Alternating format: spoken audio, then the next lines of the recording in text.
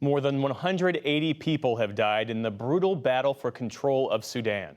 Another 1,800 have been wounded since fighting between rival military factions first broke out early Saturday. The two sides are now digging in, shattering hopes that Sudan could achieve a peaceful transition to democracy.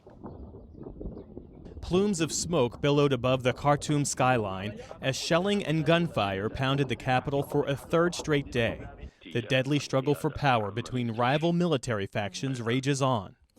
The Sudanese army is battling a paramilitary group known as the Rapid Support Forces for control of the country. RSF forces released a video today purportedly showing them in control of the Sudanese military's headquarters in Khartoum and an airport in Merawi. The two generals were once allies who teamed up to oust longtime dictator and indicted war criminal Omar Hassan al-Bashir back in 2019. The clashes, which erupted Saturday, stem from a disagreement over how to integrate the RSF forces into the military. They now threaten to derail efforts to restore civilian-led government after decades of military rule. We have nothing to do with this. Local residents like Tagreed Abdin are stuck in the crossfire. We're just caught in the middle, and I don't have a preference. I don't need. It's like just this is our new normal now. Millions of civilians are holed up in their homes across Khartoum as gun battles rage in the densely populated urban area. Thousands of troops are positioned in nearly every neighborhood. The humanitarian situation in Sudan was already precarious. Now it's even more so. Those who are able to locate one of the few open markets find bare shelves.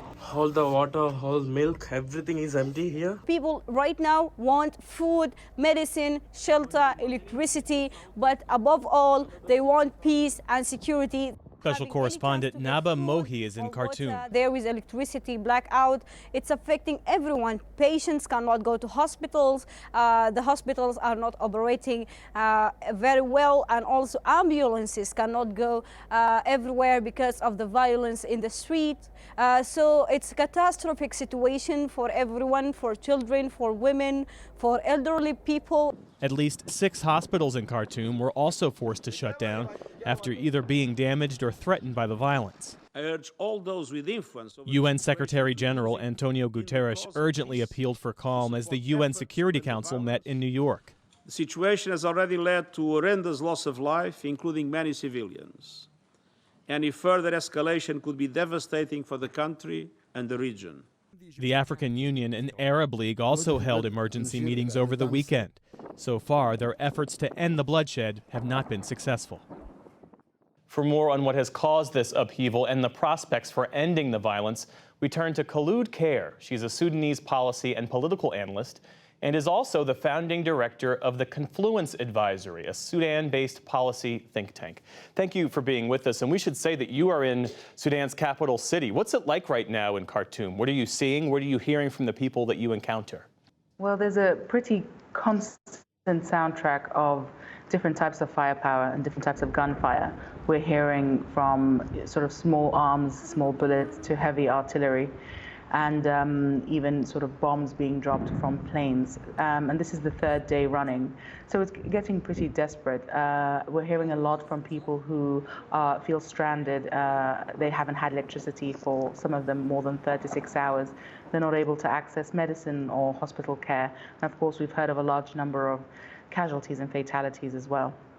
Help us understand how we got to this point, mounting tensions between Sudan's 2 most powerful generals, each backed by a formidable force, all of this boiling over into an open conflict. At the heart of it, it's a contest for power. Both of these generals were on pretty friendly terms until very recently. In fact, they staged a coup together in October of 2021.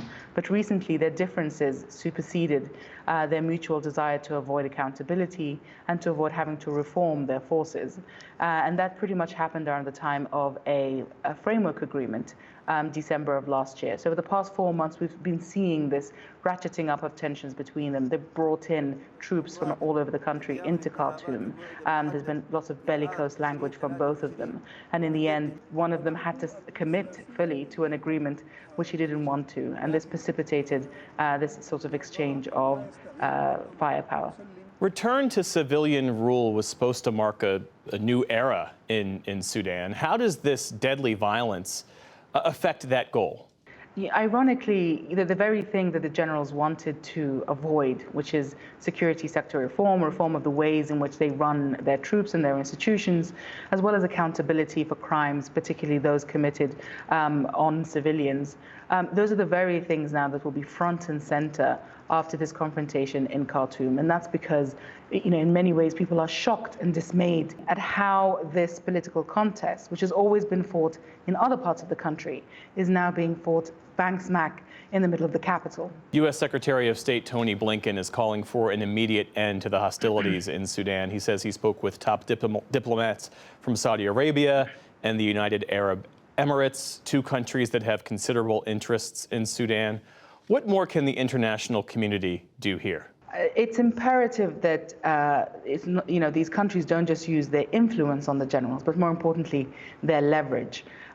Countries in the sort of region around Sudan, particularly Egypt, Saudi Arabia, and the UAE, have considerable leverage over these generals, and that's what they should deploy to get them to at least commit to a ceasefire in the immediate term.